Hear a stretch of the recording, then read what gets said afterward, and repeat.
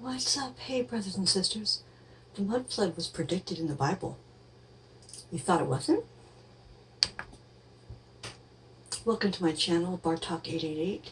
This is The Quickening, where we, on our search for truth, sharpen our minds. Today we're looking at some images from the photographic record in the public domain, all under the fair use laws for the purposes of research, reporting, and commentary.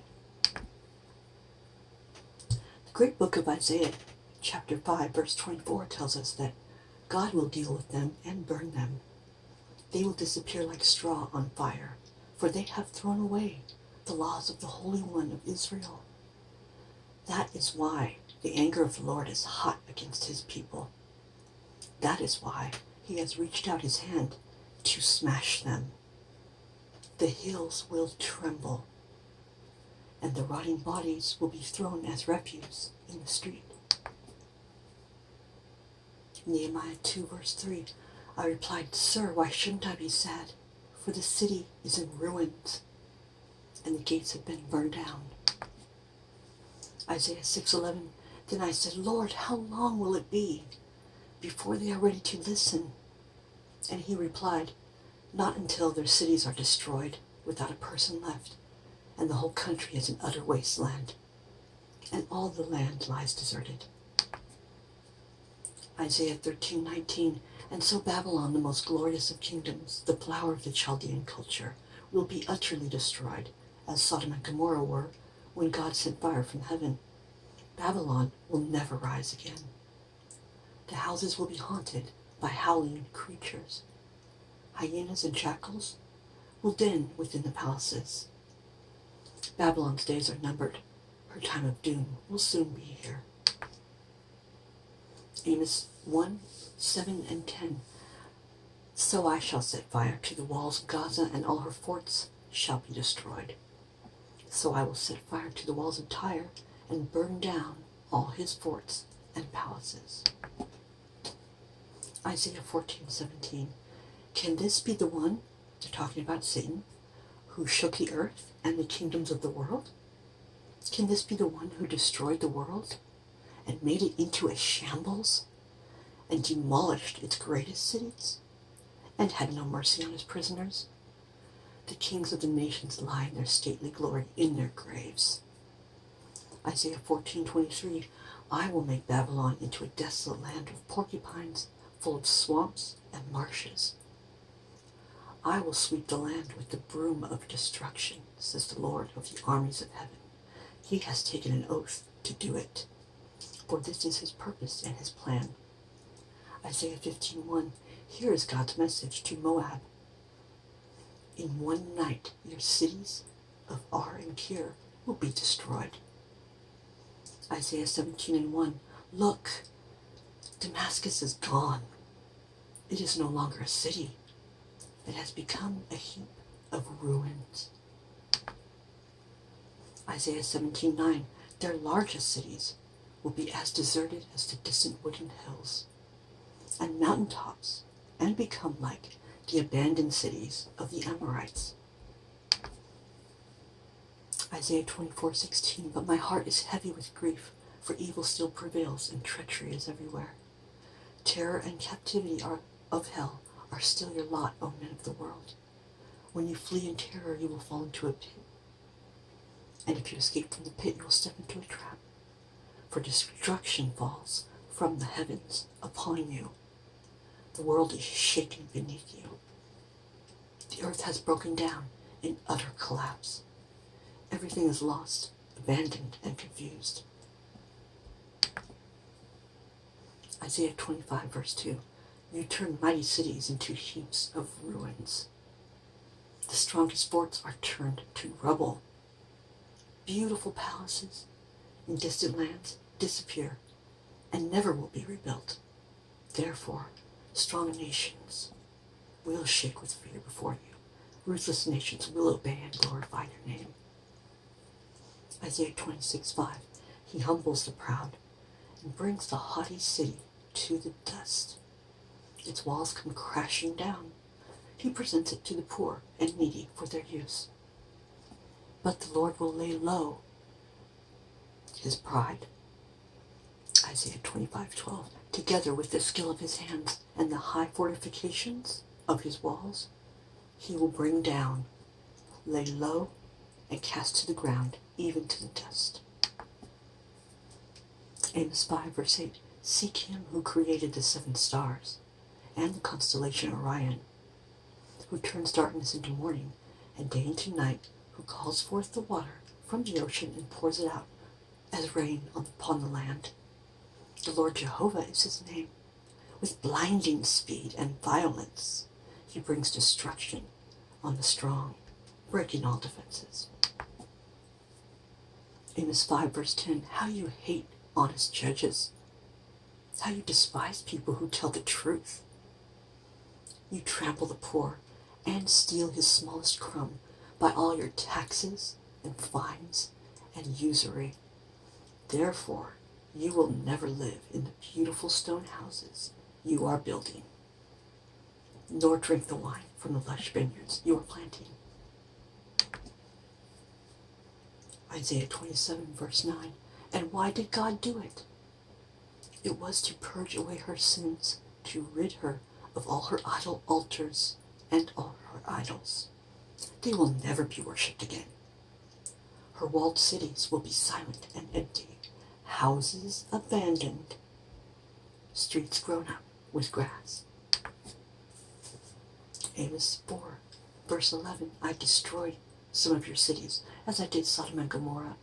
Those left are like half-burned firebrands, snatched away from fire, and still you won't return to me, says the Lord. Joel 2:32. Everyone who calls on the name of the Lord will be saved. Even in Jerusalem there shall be those who escape, just as the Lord has promised, for he has chosen some to survive. Joel 2:1. Blow the trumpet in Zion. Sound the alarm on my holy mountain. Let all the inhabitants of the land tremble. For the day of the Lord is coming. It is near, a day of darkness and gloom, a day of clouds and thick darkness, like blackness. There is spread upon the mountains a great and powerful people. Their like has never been from old, nor will they again after them through the years of all generations. Joel 2:3 is continued. Fire devours before them, and flames behind them burn. The land is like the Garden of Eden before them, but after them a desolate wilderness, and nothing escapes them. Their appearance is like the appearance of horses, and like war horses they run. As with the rumbling of chariots, they leap on the tops of mountains, like the crackling of a flame of fire, devouring the stubble, like a powerful army drawn up for battle. Joel 2:6 continued. Before them, people are in anguish. All faces grow pale. Like warriors, they charge. Like soldiers, they scale the wall. They march each on his way. They do not swerve from their paths. They do not jostle one another. Each marches in his path. They burst through the weapons and are not halted. They leap upon the city. They run upon the walls. They climb up in the houses, and they enter through the windows like a thief. The day of the Lord, Isaiah 13:2. See the flags waving as their enemy attacks. Shout to them, O Israel, and wave them on as they march against Babylon to destroy the palaces of the rich and mighty. I, the Lord, have set apart these armies for this task. I have called those rejoicing in their strength to do this work, to satisfy my anger. Hear the tumult on the mountains. Listen as the armies march. It is the tumult and shout of many nations. The Lord of hosts has brought them here from countries far away. They are his weapons against you, O Babylon. They carry his anger with them and will destroy your whole land. The day of the Lord continued, Isaiah 13:6. Scream in terror, for the Lord's time has come, the time for the Almighty to crush you. Your arms lie paralyzed with fear. The strongest hearts melt and are afraid. Fear grips you with terrible pangs like those of a woman in labor. You look at one another helpless, as the flames of the burning city reflect upon your pallid faces. For see, the day of the Lord is coming, the terrible day of his wrath and fierce anger. The land shall be destroyed, and all the sinners with it. The heavens will be black above them. No light will shine from stars or sun or moon. The day of the Lord continued, Isaiah 13, verse 11, and I will punish the world for its evil, the wicked for their sin. I will crush the arrogance of the proud man and the haughtiness of the rich. Few will live when I have finished up my work. Men will be as scarce as gold, of greater value than the gold of Ophir, for I will shake the heavens in my wrath and fierce anger, and the earth will move from its place in the skies. Amos 6:11, for the Lord commanded this, that homes, both great and small, should be smashed to pieces. Can horses run on rocks? Can oxen plow the sea? Stupid even to ask, but no more stupid than what you do when you make a mockery of justice, and corrupt and sour all that should be good and right. And just as stupid is your rejoicing in how great you are when you are less than nothing, and priding yourselves on your own tiny power. Amos 9, verse 1, I saw the Lord standing beside the altar, saying, smash the tops of the pillars, and shake the temple until the pillars crumble, and the roof crashes down upon the people below. The Lord God of hosts touches the land, and it melts, and all her people mourn.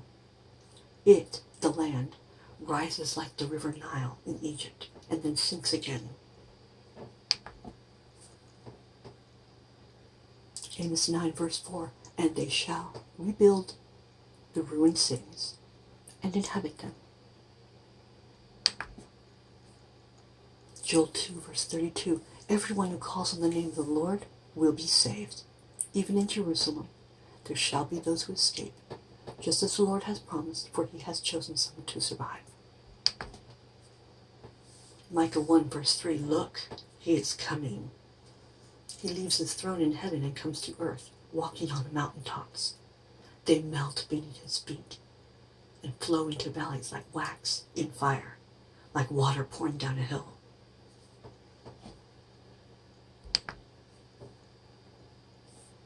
Micah 1, verse 6, therefore the entire city of Samaria will crumble into a heap of rubble and become an open field, her streets plowed up for planting grapes. The Lord will tear down her walls and her forts, exposing their foundations, and pour their stones into the valleys below. All her carved images will be smashed to pieces. Her ornate idol temples, built with the gifts of worshippers, will all be burned. Micah 2, verse 4, we are finished, ruined. God has confiscated our land and sent us far away and given what is ours to others. Micah 2, verse 9, you have driven out the widows from their homes and stripped their children of every God-given right. Up, be gone. This is no more your land and home, for you have built it with sin, and it, the land, will vomit you out. Micah 2, verse 10, for this is no place to rest, because of uncleanness that destroys with a grievous destruction. Micah 7, verse 13, from sea to sea and from mountaintop to mountain, the earth will become desolate because of its inhabitants as a result of their deeds. Nahum 1, verse 2, God is jealous over those he loves. That is why he takes vengeance on those who hurt them. He furiously destroys their enemies. He is slow in getting angry, but when aroused, his power is incredible, and he will not leave the guilty unpunished. His way is in the whirlwind. He shows his power in the terrors of the cyclone and the raging storms. Clouds are billowing dust beneath his feet. In his presence, mountains quake and hills melt. The earth crumbles and its people are destroyed. Nahum 1 verse 6. Who can stand before an angry God? His fury is like fire. The mountains tumble down before his anger. The rocks are thrown down and shattered by him. The Lord is good. When trouble comes, he is the place to go. And he knows everyone who trusts in him. But he sweeps away his enemies with an overwhelming flood, and he pursues them all night long. Nahum 2 verse 10. Desolate, desolation, and ruin. Soon the city is an empty shambles. Hearts melt in horror. Knees quake. Her people stand aghast, pale-faced and trembling. She is empty and void and waste. Nahum 2 verse 13. But now the Lord of hosts has turned against you. He destroys your weapons. Your chariots stand there silent and unused. Nahum 3 verse 1. Woe to the city of blood, full of lies, full of plunder, never without victims. All your forts will fall. Habakkuk 1 verse 3. Wherever I look, there is oppression and bribery and men who like to argue and fight. The law is not enforced, and there is no justice given in the courts. For the wicked far outnumber the righteous, and bribes and trickery prevail. Habakkuk 1 verse 5. The Lord replied, look and be amazed. You will be astounded at what I'm about to do. For I'm going to do something in your own lifetime that you will have to see to believe. I am raising a new force on the scene, the Chaldeans, a cruel and violent nation who will march across the world and conquer it. They are notorious for their cruelty. They do as they like, and no one can interfere. Their horses are swifter than leopards. They are a fierce people, more fierce than wolves at dusk. Their cavalry move proudly from a distant land. Like eagles, they come swooping down to pounce upon their prey. All opposition melts away before the terror of their presence. They collect captives like sand. Habakkuk 1 verse 9. They all come for violence. Terror of them goes before them.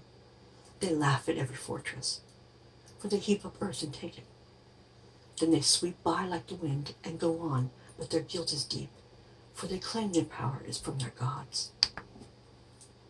Habakkuk 2 verse 12. Woe to you who build cities with money gained from murdering and robbery. Has not the Lord decreed that godless nations' gains will turn to ashes in their hands? They work so hard, but all in vain. Habakkuk 2 verse 8. You murderers, you have filled the countryside with lawlessness, and all the cities too. Woe to you for getting rich by evil means, attempting to live beyond the reach of danger. But the murders you commit, you have shamed your name and forfeited your lives. The very stones in the walls of your homes cry out against you, and the beams in the ceilings echo what they say. Habakkuk 3 verse 1. I see God moving from the deserts of Mount Sinai. His brilliant splendor fills the earth and the sky. His glory fills the heavens, and the earth is full of his praise. His brightness was like the light. Rays flashed from his hand. Before him went pestilence, and plague followed close behind. He stood and measured the earth. He looked and shook the nations. Then the eternal mountains were scattered. The everlasting hills sank low. The mountains saw thee and trembled. The overflowing of the water passed by. The deep uttered his voice and lifted up his hands on high. You marched across the land in awesome anger and trampled down the nations at your wrath. You destroyed with their own weapons those who came out like a whirlwind, thinking Israel would be an easy prey. Haggai 2 verse 21. I'm about to shake the heavens and the earth, to overthrow thrones and destroy the strength of the kingdom of the nations. Zechariah 7, verse 13, I called, but they refused to listen. So when they cried to me, I turned away. I scattered them as with a whirlwind among the far-off nations. Their land became desolate. No one even traveled through it. The pleasant land lay bare and blighted. Zechariah 9, verse 2. Doomed is Hamath, near Damascus, and Tyre, and Zidon, too shrewd the Levi.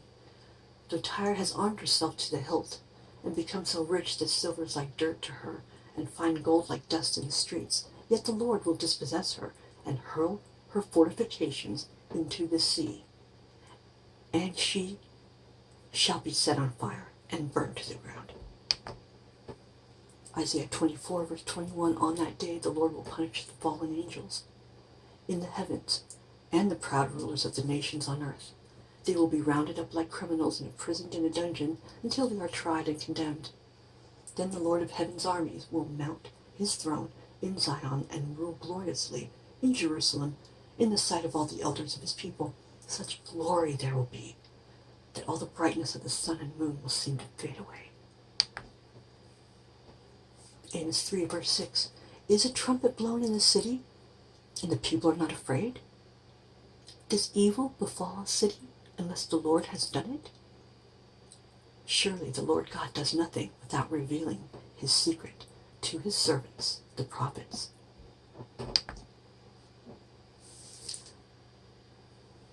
John 14, verse 3, Jesus said, let not your heart be troubled. Trust in God. Trust also in me. In my Father's house are many mansions. If it were not so, I would have told you.